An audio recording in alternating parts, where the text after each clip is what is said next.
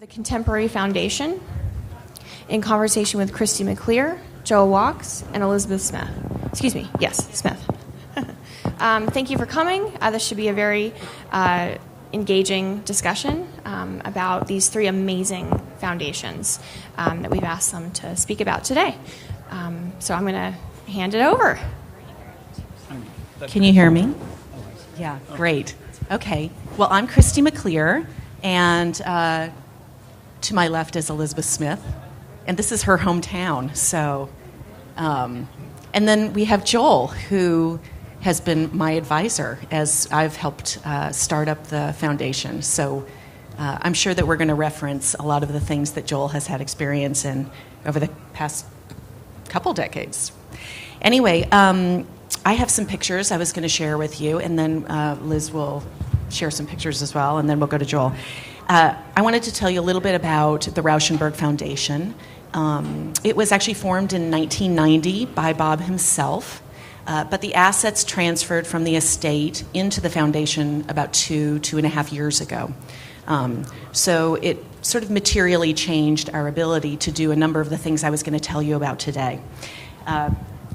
One thing I wanted to tell you about is how we started this out and what we're actually doing. So our foundation focuses in three particular areas. We focus on managing the artistic legacy of Rauschenberg. We focus on developing the philanthropic grant program in his name.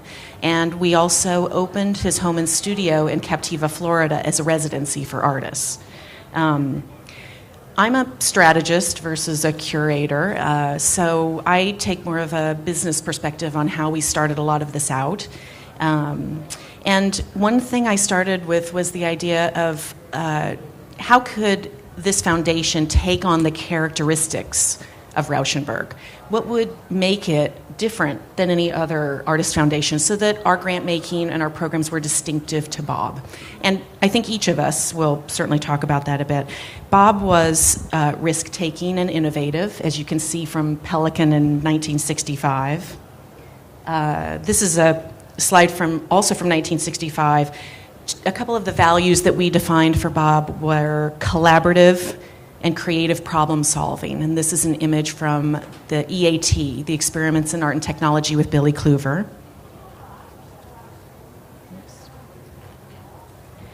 You can see that he was activistic. He was a person who believed, and his quote was, that he liked to live in the margin between art and life.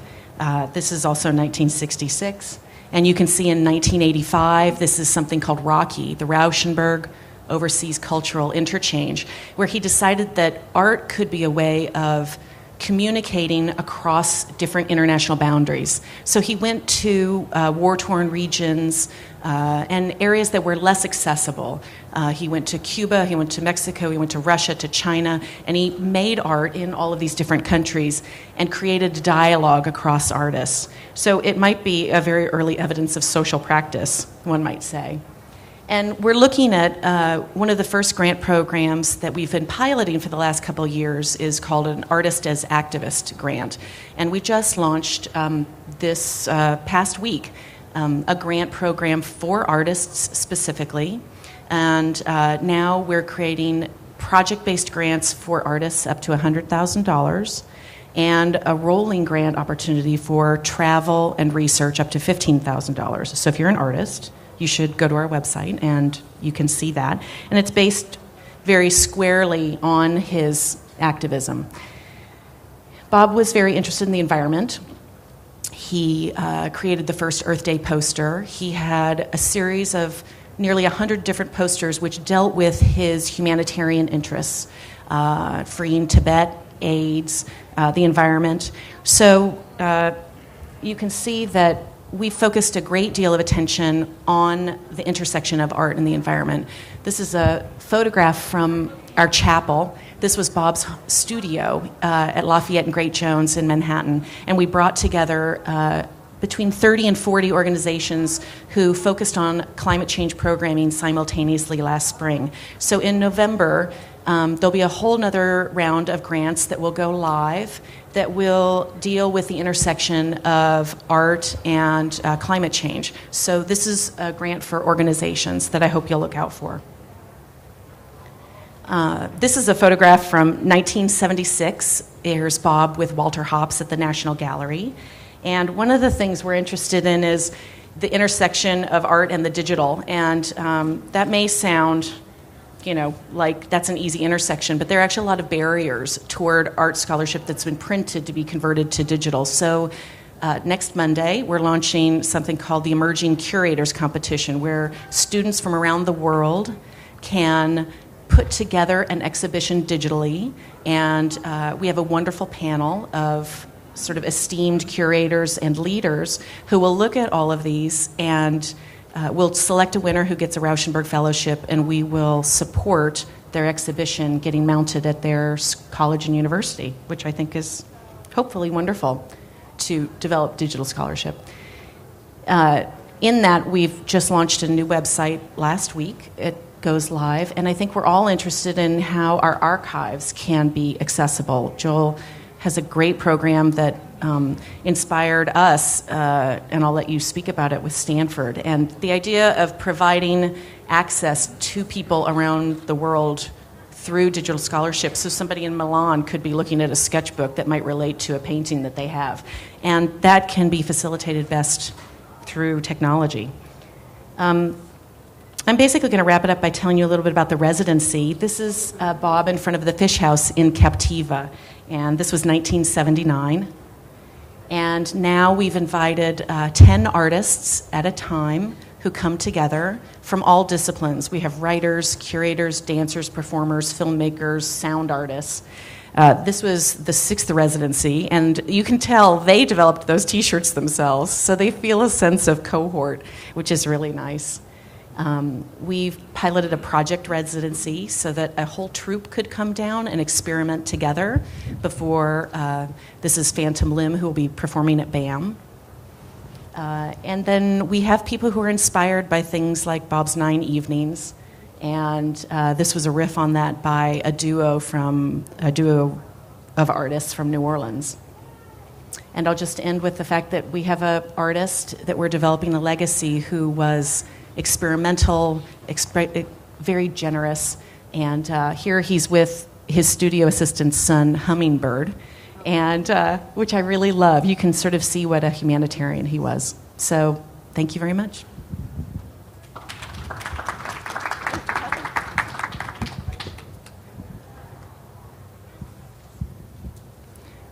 It's really inspiring to hear about the programs of the Rauschenberg Foundation, and I also must say that it's an honor for me to be back in Chicago and to be on this stage with Joel Wachs and Christy MacLear, both of whom are old friends and who have been mentors to me as I have begun my role as the director of a newly established foundation, which doesn't have nearly as much going on yet as either of these two.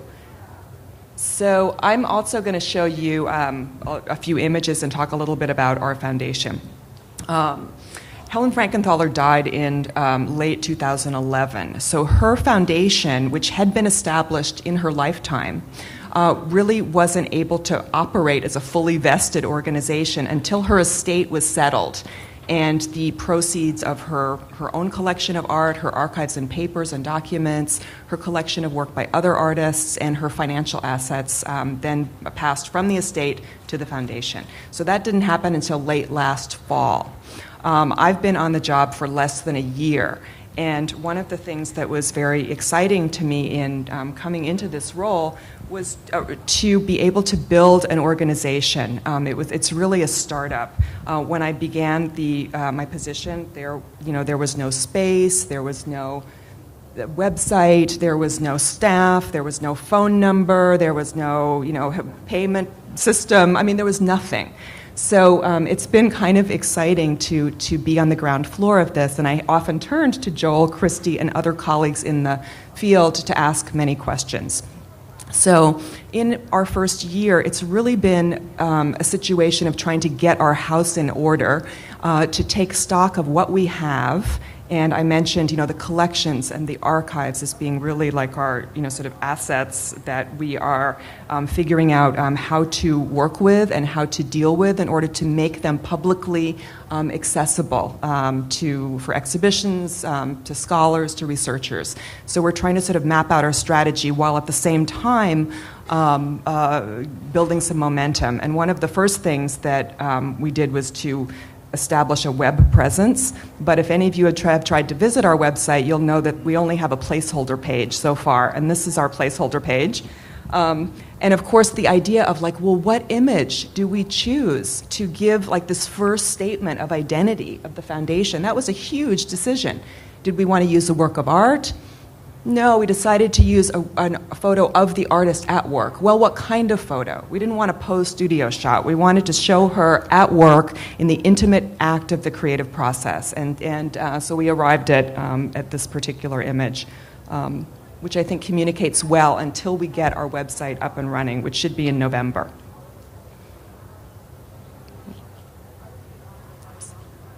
Oh, okay. So along the way, as I've been trying to get to know the collection and to understand what we have in our archives and to map out how we can make these things more accessible, a few exhibition projects have come up along the way, and this has been good for us because it's given us, sort of like projects with which to test our practices and to learn where we need to change them and to grow as an organization. When I began the job, there was a show already in the works that positioned Helen Frankenthaler together with the paintings of Turner, the 19th century artist in the UK. And that was a very interesting project. And it allowed us to lend about 18 works from the Foundation's collection, including some of the later works of Frankenthaler that are not as well known, but that in my opinion are quite extraordinarily beautiful and deserve to be better known. So it was good to get them out there in this context. The Craig Starr Gallery in New York, which specializes in works on paper, put together a small show of Frankenthaler's drawings together with pieces of David Smith.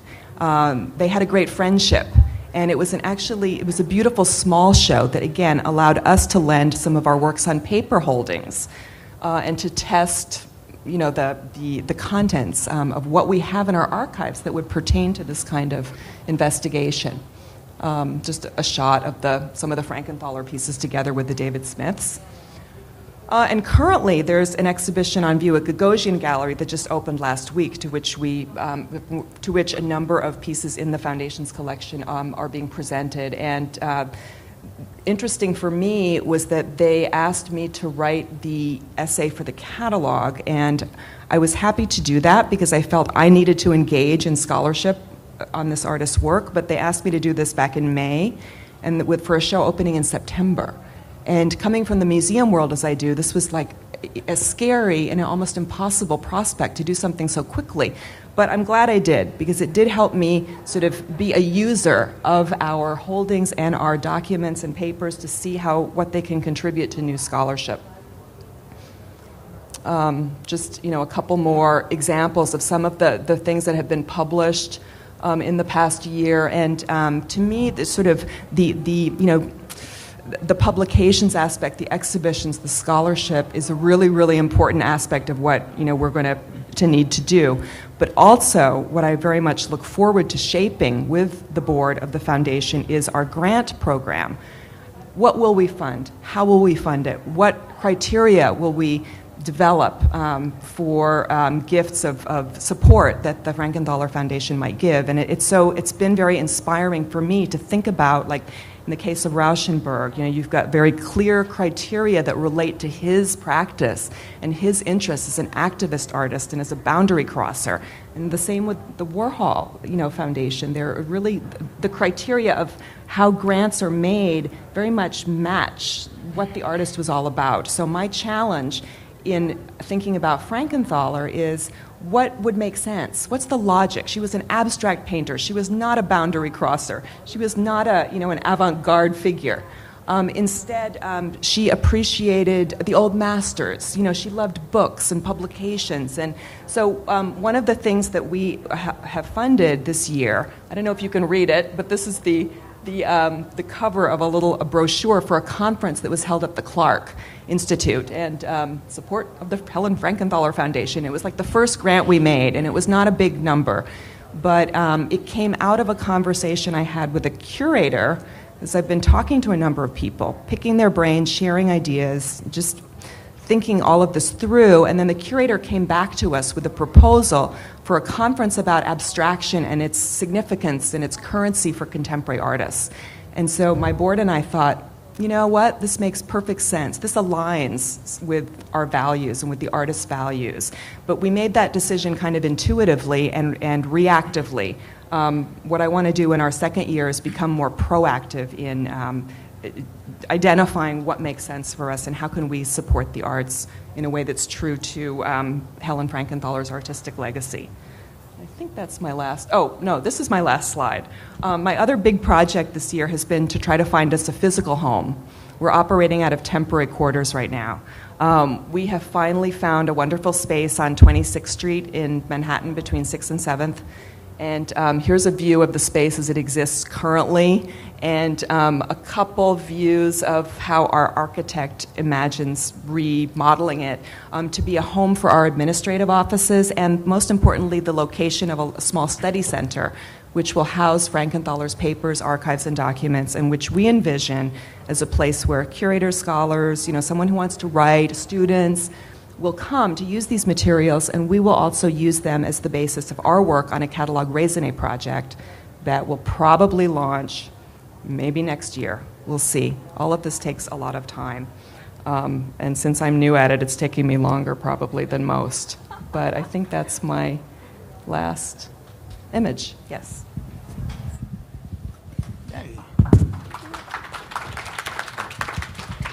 Thank you. They're really colleagues, but they're also really good friends, Christy and Elizabeth, whom I've known for a long time. I'm also pleased to be here. I did write out a lot of notes because unlike Christy and Elizabeth, the Warhol Foundation has been in existence now for 27 years, and I wanted to pack 27 years worth of activity into 6 minutes, so I tried to write it out, but I think that the story of Andy Warhol's philanthropy, though, is actually a remarkable one. I mean, no one would have imagined that when he went into the hospital for a routine gallbladder operation at the age 57, he wouldn't come out alive. And yet everyone was surprised that he had actually prepared for that moment by having a will that provided for the creation of a charitable foundation to which he left almost everything he owned, including all of his art. And I think it was that remarkable gesture towards really an unknown future that turned out to be one of the most consequential decisions of his entire career. Because, as I say, for 27 years now, we have been trying to fulfill his mandate of advancing the visual arts. In addition to his own legacy of preserving his work, preparing the extensive catalogs raisonné, creating the Warhol Museum in Pittsburgh, the foundation has now given away more than $250 million of grants to worthy artists and arts organizations in all 50 states. And we've given away nearly 52,000 works of Warhol art to 322 museums across America. It's a remarkable story, and in doing so, we really try to take his mandate, which was simple, advance the field of the visual arts, and engage in a wide variety of programs and activities. Obviously, we support exhibitions at major institutions such as the Art Institute and the MCA here in Chicago. But even more so, we support a lot of capacity building in initiatives for artist-centered organizations throughout America, such as Three Walls here in Chicago. And to go down to an even broader level of informal creative activity, we support a regranting initiative such as the Propeller Grants here in Chicago, which reach a wide range of informal artistic practices, which normally fall outside the funding mainstream. We give grants for creative writing in the arts to both individual writers and to nonprofit publications. We give curatorial research grants for difficult to fund pure research, which is often very difficult to fund. We support artist residents around the country, not just urban, but rural as well. We give support to documentation of art through catalogs, through film, through video. We often support efforts to affect artists' lives, such as access to affordable health insurance and affordable housing and workspaces. We give emergency grants to both artists and institutions, such as those that were affected by Katrina in New Orleans, and more recently, and in partnership with the Rauschenberg Foundation and the Lambent Foundation, artists and institutions that were impacted by Hurricane Sandy in the tri-state area of New York, New Jersey, and Connecticut. And of particular interest, we give grants to support and to defend freedom of artistic expression wherever it's threatened and whenever it's threatened. It's a wide range of programs. We're now giving away about $14 million a year in cash grants in addition to the art that we give away. But I think just as I thought about it, I think just as important as what we do are the core values that underlie really everything that we do. And first and foremost is a concern for the artists and the arts organizations that support them by continually trying to be responsive to the ever-changing needs in the field. We also encourage our grantees to embrace diversity, to experiment, to take on the challenging and the new. We encourage them to take risks. Obviously, as you mentioned, Bob was a risk taker. Obviously, Andy Warhol was a great risk taker. To try new things that haven't been tried before, to not be afraid to go against the mainstream. And we also encourage a lot of collaborations, and particularly informal collaborations among artists who are working below the radar in communities, but who generate a remarkable creative energy. And in all these ways, we hope to first enable museums and arts organizations to fulfill their missions without being beholden to the marketplace or to political pressure. That's really critical to us. And we try to take a leadership role so that they can leverage the support that we give them to get support from others.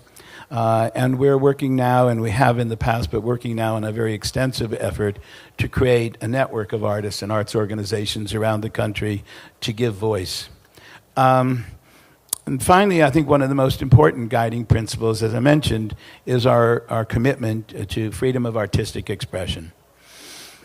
This is what Warhol's really about. I mean, for the arts to flourish, the arts have to be free. And I think it's that freedom that made Andy Warhol such an important figure, because the 60s were probably the most liberating period of time in our history. And most of us, for better or for worse, obviously I think for the better, but not everyone would agree, but most of us are living our lives today in some way influenced by what happened in the 60s. And Warhol happened to be a seminal figure in that transformative period. So we're proud that what we've done in his honor, and we also really hope that his philanthropy, his generosity will be a role model and an inspiration for other artists to follow. Because the truth is, and I think most of the people in this room probably know it, that most artists today still have a tough time making a living on their art alone. And yet there's a small but growing number of artists who have assets beyond anything that they ever dreamed of. And it's my hope that those artists would join Warhol and Rauschenberg and Frankenthaler and Joan Mitchell and now Mike Kelly and Paula Krasner and others to use some of their assets to help others along the way. And it's towards that end that we continue to devote all of our resources and all of our energy. And we hope it really has the impact in the field that Andy envisioned when he created this remarkable institution.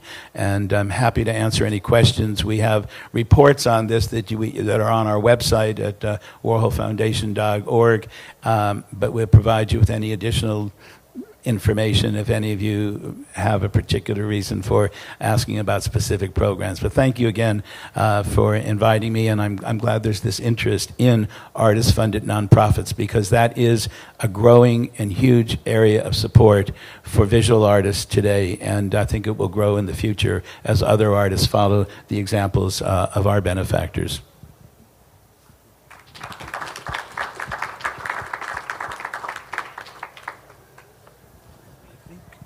We can open it to questions, or do you want a discussion or both, or?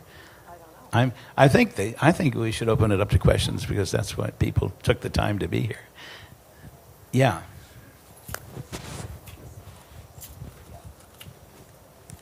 Is it on? Yes. This might be too amorphous, so take it any way you want to. But one thing that foundations deal with is, especially when they're begun by an individual, is planning for the future. I'm wondering if any of these artists left instructions, is it open-ended? Does it keep going till the money runs out? Is the money invested in such a way it can go on indefinitely? Do the family members get involved? How does that sort of succession plan roll out? And maybe some of the newer ones don't have that yet. It's really all of the above. Each artist is different. At the outset, if I could recommend one thing for you to read, it's the most extensive report to date in the field, funded by a number of the foundations, that's under the aegis of the Aspen Institute, which is an extensive 2-volume, and each volume is like this, but it can be downloaded for free, or you can write to the Aspen Institute and get it, of the layout of the field of artist-funded nonprofits. And they vary as much as the artists themselves do, depending upon their family situation, depending upon the spirit of their own work, depending upon what things are of most interest to them. Some lay it out very specifically. Some, as in Andy said, I leave everything I own to a foundation to support the visual arts, and I named the following 3 people to do it. And that was it. And from that, we had to do what's we thought is in the spirit of Warhol.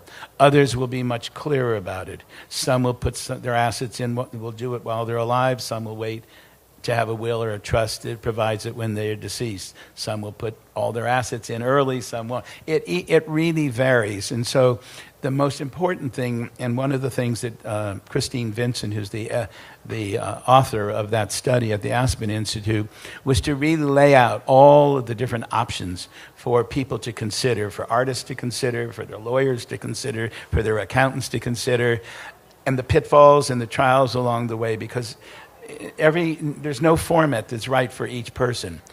In Andy's case, we happen to have an artist who was unbelievably prolific. I mean, we inherited over 100,000 works after he died, and that's in addition to what was out in the field while he was alive. He has, luckily, a big market, and so we're able to do things that we can do that others may not be in a situation to do, because there are a lot of expenses in a foundation. You've got to preserve the work. We had to preserve all of our Warhol's films. We spend $1 million a year just preparing the extensive catalogs resume, which will probably go on long after I'm on this earth because of the extensive nature of the work. So they're all different, but it is really important for artists to start thinking about it while they're alive and to really start being serious about it like anybody else. It's not just artists. Thinking about what you're going to do, with what you want to leave in this world and what you want with your assets. And it will vary from artist to artist. But the big overview, I would really recommend the Aspen Institute study because it lays out all the different options. I'll say something. When I took the job, I looked through all of the documentation. So there are IRS forms, and there are forms that you have to use as guides to report back to.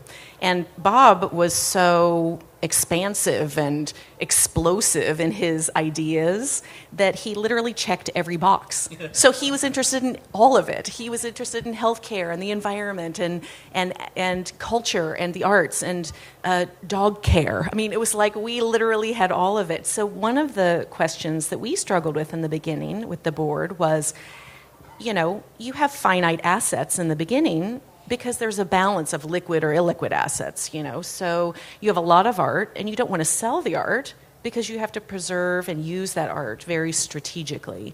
So one thing when you start is really looking at your assets and figuring out how do you begin to balance that portfolio in order to create this sort of strategic intent. And so we basically took every box that he checked, and we started looking at how could we focus in on specific industries and have a material impact. And we felt like climate change was one thing that was really important to us and very critical at this moment. And that might have been something that would have been top of mind for him. And the idea of activism just played into the legacy that underscored who he was as a person. And we've tried to build it in a way that you don't have to have the people who knew him own that you build it in a way that people 100 years from now can own it. And I think that was a very critical thing for us to do. And the board and the trustees worked together to define what those values statements were, that we could always go back to the mission so that it wouldn't be, what would Bob do? You know, so you have to sort of, I think, stay away from that trap and have these guiding values. And I think that, you know, the rationalization of the assets to go toward that is really important. I'll just say also that in Helen Frankenthaler's case, she did something much like Andy Warhol did. She established the foundation, said she wanted it to support the arts, nothing more specific than that, and she identified the board members that she wanted to handle that. So it really is up to us. And there is no sunset clause, which I've learned is the term for like termination of foundations, if that is set into place. But it's so interesting because we're at that place where my board is still, what would Helen do? And it's a process of evolution, I think, and I'm looking at it as something that will take some time to open that up.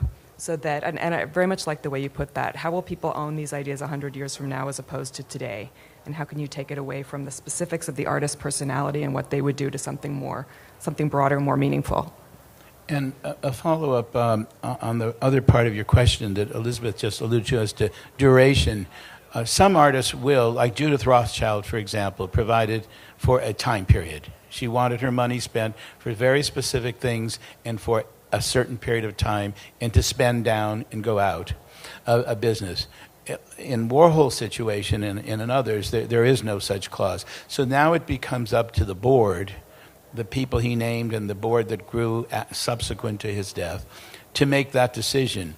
We think a lot about this. At one point we could say, well, we could triple what we're spending because the needs in the field are so great in a country where government gives so little support to the arts, where there's so little support for the kind of things we value.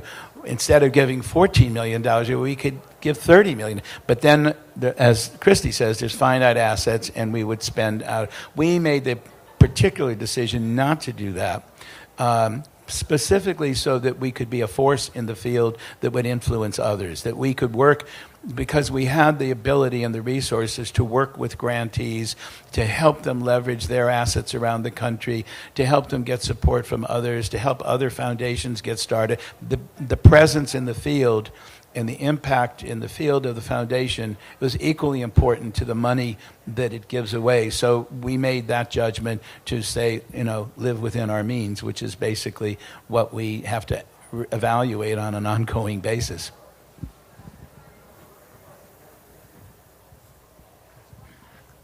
Hi, Christy. I have a question about the Art and the Environment grant that you talked about that goes live in November. Is it still too early to hear a bit more about that? Yeah, that'll actually go live in November. So they're actually writing the guidelines right now. Oh, they are? Okay. Yeah. Got it. Yeah. You said that's it for institutions?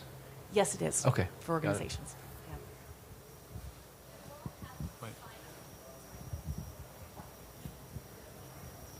think I have a loud voice, and I don't.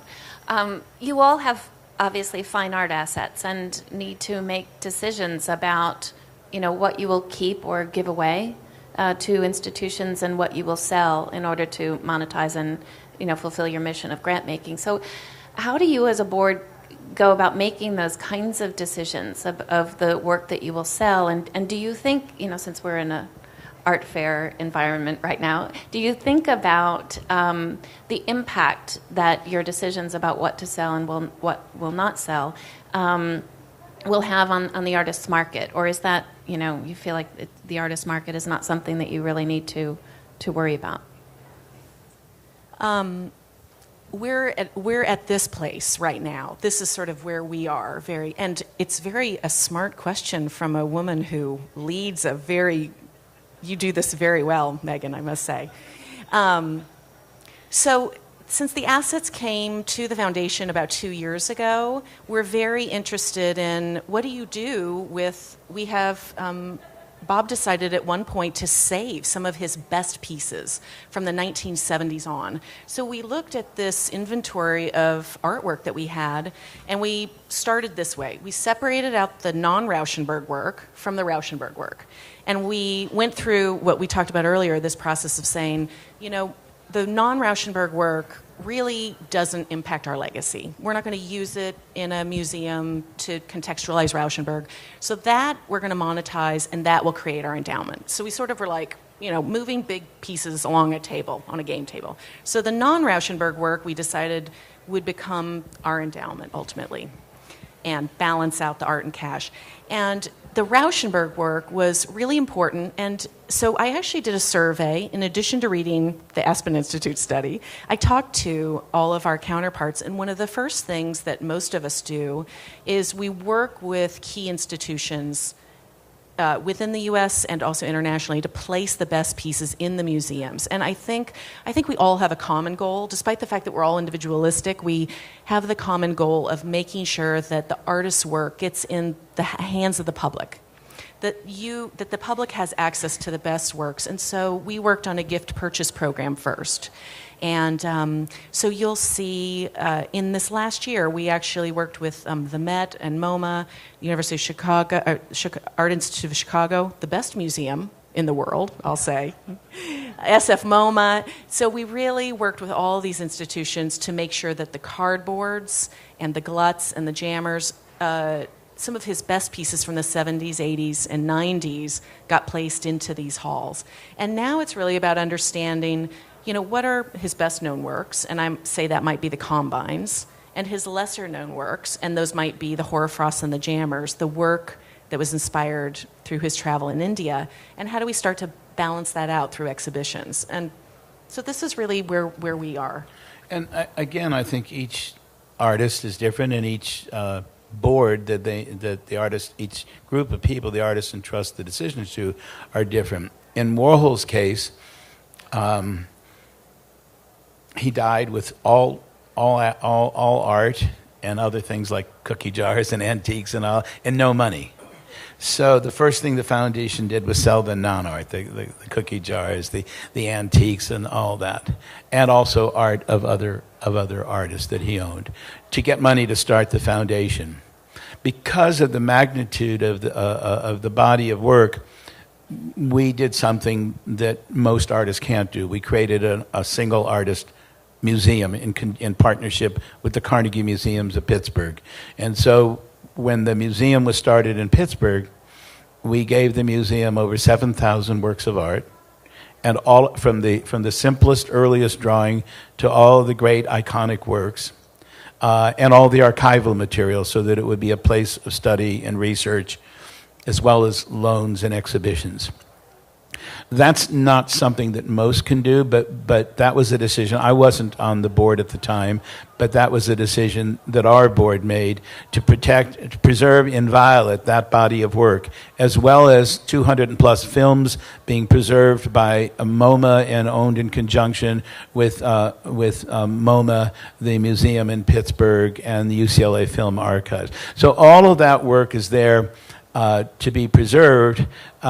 And ironically, the museum has now assets worth billions, the way the market has turned. But of course, they can't sell that to operate. And we have much, much less to give away. It would have been different had we kept that. But on the other hand, the work is there so that there will always be, for study purposes and exhibition purposes, a really good example of all of Warhol's work. And yet we then began to, and then we also had a gift purchase very early on to museums around the country to buy, the other museums around the country to buy great works at half price at the time. But then we, you know, when I said we had over 100,000 works of art, that still left us with, 90-some-odd thousand to deal with. And then came the decision to start monetizing, to slowly but surely over time sell the artwork, because all the goals that you tried to accomplish were accomplished by the previous decision, sell the remaining artwork, which has enabled us to give the $250 million, the $250 million that I said we've given away in all 50 states to organizations large and small had to come from someplace. And so it was the sale of artwork, and we all, because again of Warhol's persona, we license his name and his image on a range of products, which has been incredibly successful. And we invest then the sales of the art, proceeds from the art sales, and the royalties from the licensing in a traditional endowment, invested stocks, bonds, and all. And it's the earnings from that we give away now on an annual basis, which is now about $14 million. But it could have been different. If we had kept that work and maybe sold one at a time, we would be worth billions. But then what we've done from the field wouldn't have happened. So it's a balancing. And the key thing is for an artist to entrust people, at least to start, who will make those decisions.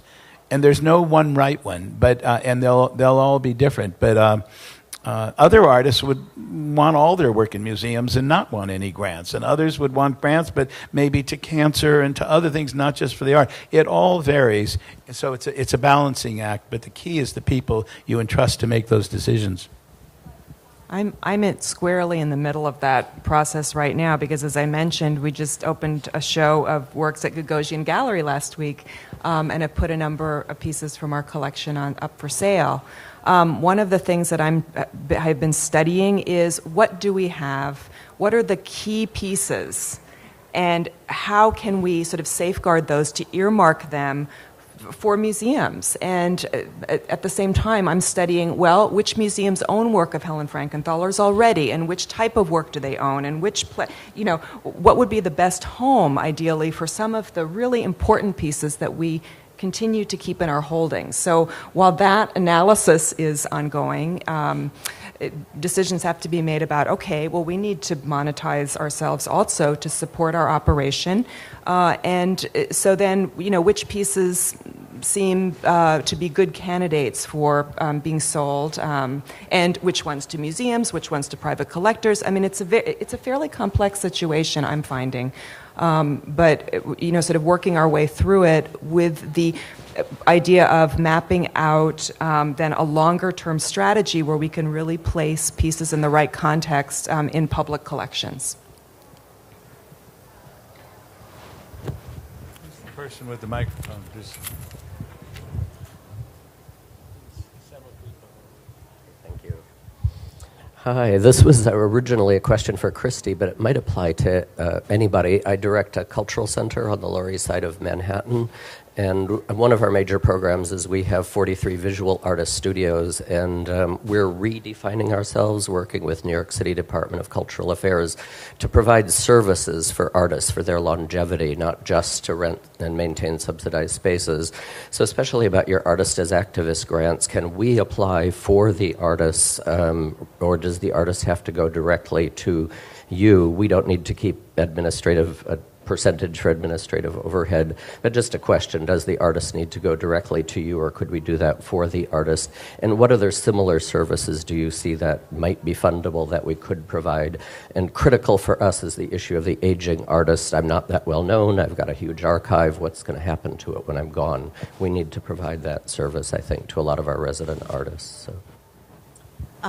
The Artist as Activist grant is specifically for artists, And it's actually to fund a specific project that they're working on. And it actually might even be a designer or an architect. It's somebody who wants to have what we'd consider some game-changing resources so that they don't have to raise money year to year in order to try and accomplish something really remarkable.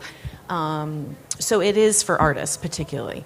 But do you know of any particular things that might be supportive of that? We support by the terms of our Constitution, basically. We only give money to a nonprofit 501c3s rather than individuals.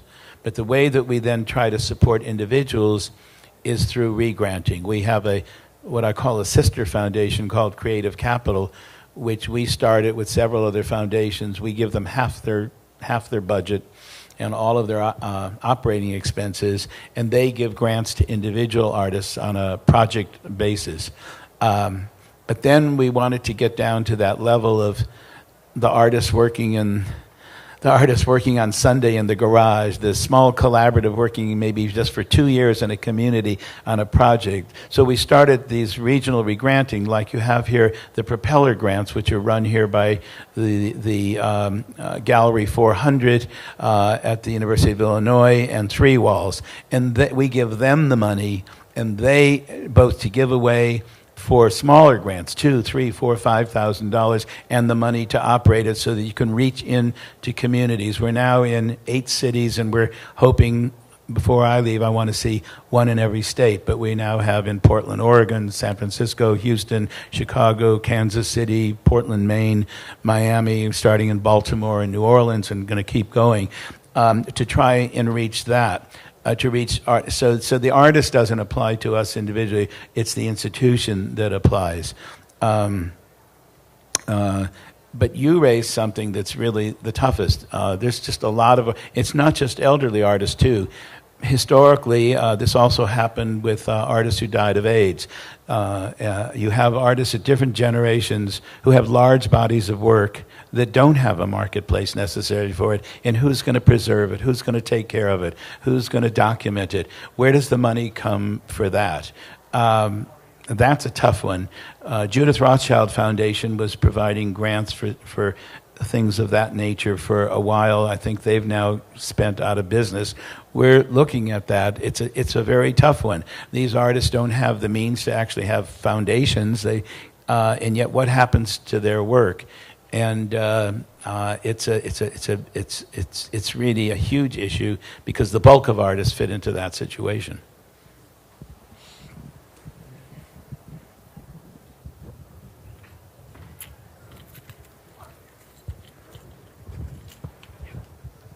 Hi, I have somewhat recently begun to lead the Saul Steinberg Foundation in New York, and each one of you referenced catalogs raisonnés in terms of your artists.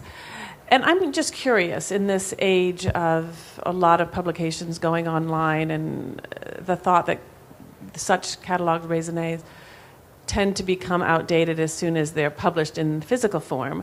What kind of programs do you have in place to do these kinds of things online? You talked a lot about online access to research, and I'm very interested in this in terms of Steinberg and other artists and how these things are being done now. I'm thinking about that very question right now. I think what we will do is a print version, but we'll also do an online version. And that online version would hopefully be more expansive and would allow additional research to continue. As we all know, the problem with publishing, something of that nature is that it can become outdated, or new things can come up, or new information can be found. So I'm exploring a dual print and online catalog raisonné, if we can afford it. I'll say we're doing a digital, and then we'll do a print. And I actually prioritize digital first and then print second. I think that print serves a very scholastic market, and I think digital has a tendency to serve possibly a broader market. But digital is important for Rauschenberg. I think because of his performative work. And so video is really critical for us. And you start to, because there were so many different collaborative aspects to his career, the ability to cross over to the Trisha Brown archive, which now may be in a museum. That's going to be critical for us, so it's best facilitated through digital. And we built the website that we just launched last week in order to house this. So there's artworks, and the artwork connects to the archives that reference each artwork. And that's actually something that you can do best in a digital sphere, so that you can see the letters, and you can see the checklists, and you can see the installation shots of that particular work. And so we're sort of building the engine that way. Ours is different because it started before there was an internet. And it's probably going to last beyond the life of anyone here. Just because of the magnitude of and we have several catalogs raisonné. We have a filmography of which the screen tests are out, but under the Whitney, and now Callie Angel was the editor, but now John Hanhart has taken over. All of the films will come out in a filmography. The print catalogs raisonné are out in the 5th edition already. But working now, what the foundation is working primarily on is first the finishing the paintings and sculpture. The 4th volume is coming out now. I don't know if you've seen one of the Warhol volumes, but they are anything but a coffee table book. They are incredibly and extensively, rigorously researched to the maximum extent possible, but there's still like probably 6 more volumes. I used to say I wanted to live forever because life's really good, and when I found out that that's not possible, I said I'll settle for the finish of the catalog raisonné, because there's so much more to be documented and to be done. And then, of course, will come the drawings, which will be several more volumes. And it's a massive undertaking. So we started with print and will continue. We spend almost $1 million a year now on pure research of scholars in the foundation doing the research. And, of course, there were, as you go along, you do acquire more information that will go in a follow-up volume. We have not, because of our contracts and our agreements with our publishers and all, we've not gone, that's not gone online, and probably won't for some time, though I would imagine at some point it will. But for the moment, we're continuing with the pattern that we set up and the personnel that we have. It's just the nature of the undertaking is if you can just, and then you start finding out all the people that Andy gave things to, and all the people who took things from Andy, and I mean these things do come up, and it's an amazing job. I mean, first of all, thank you so much. This is so fascinating and inspiring, and it's wonderful to see people stewarding the work of these artists and also supporting the work of artists who are practicing right now. And one of the interesting things hearing you talk is how much the language of business comes up, talking about assets and the investment character and the structure of the foundation itself. And I was wondering if you could talk a little bit about how you see business education for artists and maybe some changing attitudes toward business, that it can be talked about in art school a little bit more than it could 20 years ago. I know the creative capital work that Warhol Foundation supports, or even the fact that Rauschenberg was one of these test cases for artist resale rights after the skull sale. And I just wondered kind of how you all are thinking about that piece of support for artists. I think that's really a great question, because, and one of the things we found, going around the country, obviously, if you're coming to the Art Institute of Chicago or any of the Walker, I mean, they're deeply involved in business aspects of their institutions. But what we've found is all the young community-based arts activities going on all over the country, whether it's in Utah and Oklahoma and Alabama, mostly by younger people and all. The attitude has really changed. There's no longer this attitude of somebody's going to give it all to me. There is an entrepreneurial spirit and a desire to become knowledgeable about business practices and all in running those organizations. It's really encouraging. I mean, I see most of the young people running these foundations, they care about that and they want to learn about that. That's why Creative Capital, for example, built that in to their program. The first thing they do with an artist, sit down, make a budget, figure out how they're going to. And so we try to, when we had the initiative, which now has 64 different community-based nonprofits around the country, we would give them not just money, but professional development support to work with people to analyze what their needs are, whether it was legal, real estate, technology, whatever that particular organization needed to strengthen it and to get it on more solid footing. That kind of support is of invaluable support. And in fact, Creative Capital not only does it with their grantees, but they're now going into communities and having, for non-grantees, professional development seminars to try to work with creative people to help them in these areas. And I think the schools can and should do, because most artists today huge numbers are coming out of art schools. I think that has to be also addressed in either the curricula at art schools or the alumni programs that many of these schools have for their alumni. But it's a very, very good question. But what's encouraging is there isn't this idea of I want something for nothing. There is really, I think, a spirit of artists and arts organizations at the smallest under the radar levels wanting to benefit from that kind of knowledge. I have had an experience from a grant program called SEED that we have. This was actually a word that Bob had wanted to actually call the foundation SEED, which I love that sort of metaphor in a way. And we invented this grant program because we wanted to seed fund artists who were working out of their garage. We were always saying, how do you get the money to the artists at the very start? And it's not like they're thinking about forming a 501c3 when they're working out of their garage or who's their development director.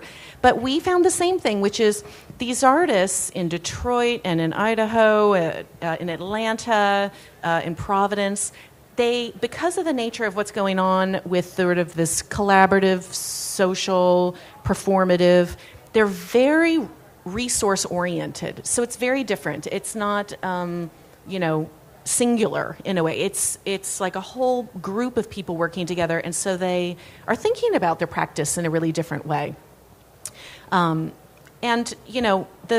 The business terminology is certainly, at least when I use it, it's because I might have a business background, and I know that similar to what Elizabeth described, which is when you're in a startup phase, there's really a lot of business to this as much as there is art. And so it's sort of the marriage between the two.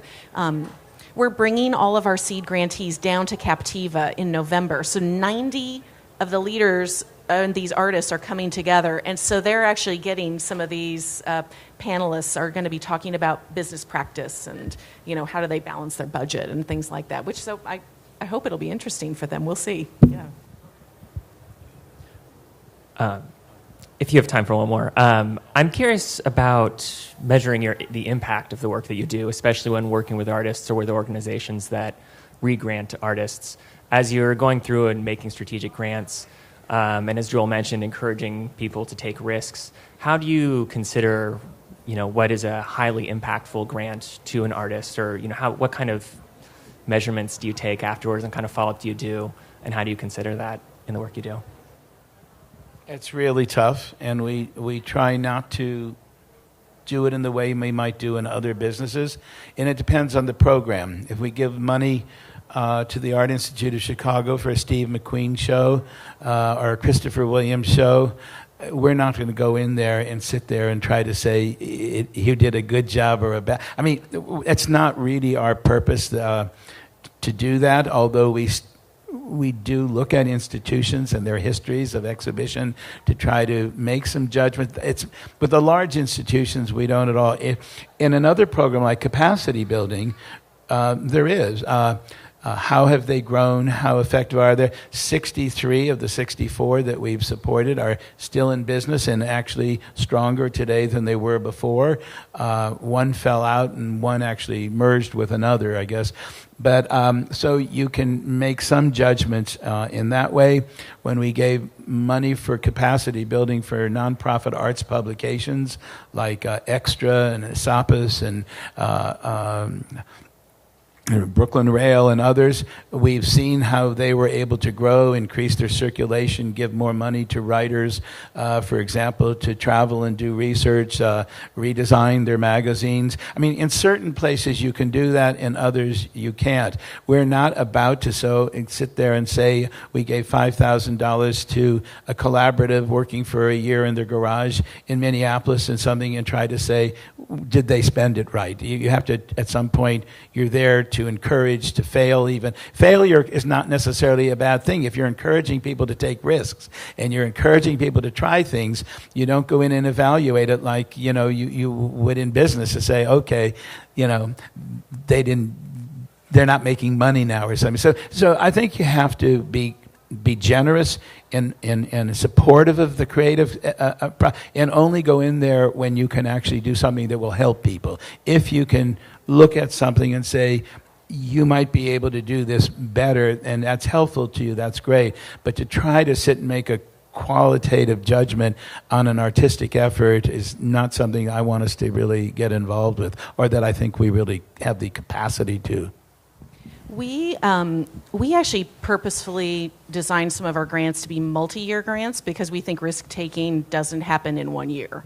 And then we also changed the idea of measurement to just learning, because measurement is not about metrics and reporting. This is about what did you learn and how did you grow. So we changed some of our reporting to be video reporting because we thought it was actually more interesting for everybody if they could report with a video than a written report that nobody reads. I mean, seriously, it's shelved. And we liked the idea of being able to share something like that.